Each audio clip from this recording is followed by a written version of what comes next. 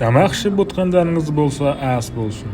Бұл қонақ үйде хотя бы таңғы ас береді екен. Шведский стол, өзің таңдап аласың. Қайырлы күн, достар. Бұл Стамбулдағы саяхатымның екінші бөлімі. Гидсіз өмір енді басталды.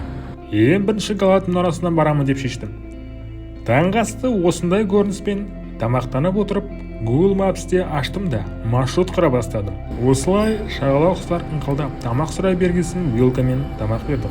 Жақын жердегі станцияға жақындағанда екі орыс азаматын көрдім де, олардан маршрутты сұрадым. Олар бір пересадка жасайсыз деді. Сөйтіп олар айтқан Мармарай станциясына келіп жеткенде, Google-ден составит маршрутты басқанда басқа жерді көрсетіп тұрды. Сосын адасып басқа метроға мініп кетермін деп, бірінші полицейскийден сұрадым. Ол мына жерден емес басқа жерден отырасын деді. Қай басымен шықтым деп өкіндім басында. Сол кетпен жүре беру керек деп ойладым. Бұлар іс болды. Бұл ошибка выжившегі болмасын деп. Бірінші маршрутты толық нақты қойып алып сосын жүруді шештім. Шыны керек бұрын Google Maps'ты қолданбағасын басында. Кейін болды. Кейін үйреніп кеттім. Бұл әрине тугес емес, бірақ сонда да өте жақсы қосымша. Мармарай бұл Стамбулдың еуропалық және азиялық бөліктерін Босфор бұғазы арқылы байланыстыратын жер асты теміржол жүйесі. Жобаның негізгі бөлігі бұғаздың астындағы туннель. Ол екі құрлық арасында үздіксіз көлік байланысын қамтамасыз етеді. 2013 жылы ресми түрде ашылған. Сишане станциясынан түсіп қалып Галат мұнарасына жол тарттым. Галат мұнарасы Стамбулдың ескі бөлігінде орналасқан тарихи мұнара. Алғашында 1348 жылы кенуіздік колонистермен салынған. Бүгінде қаланың символы ретінде танымал. Галат мұнарасының биіктігі шамамен 67 метр. Галат мұнарасына кіру билеті 2024 жылы шамамен 30 евро тұрады.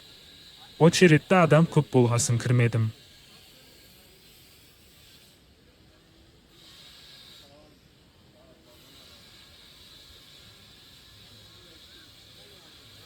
Шөлдегесін дәл қасындағы кафеден коктейль сатып алып іштім. Ол шамамен 215 лира тұрады. Теңгеге шаққанда 3030 теңге.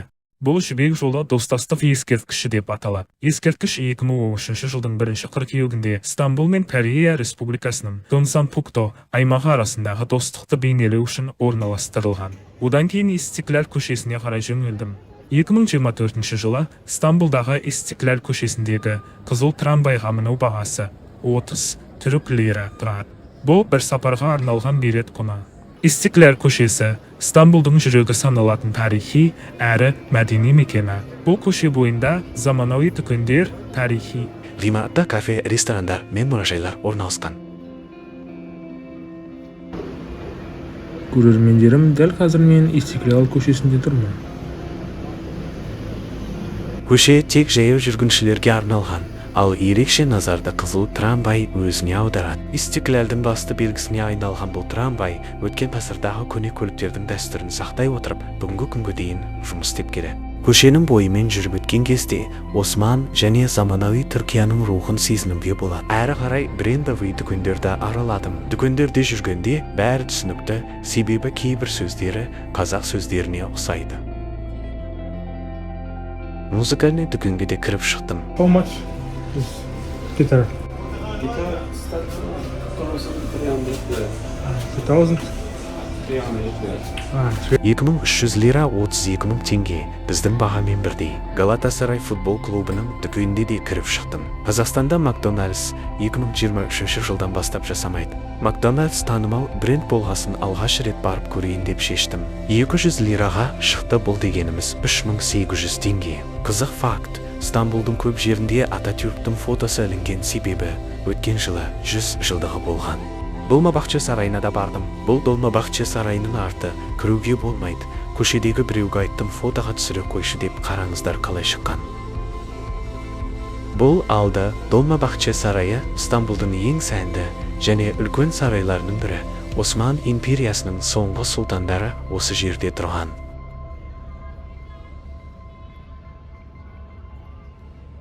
Мен ішіне кірген жоқпын. Кешкі 5-терде билет бітіп қалды деді.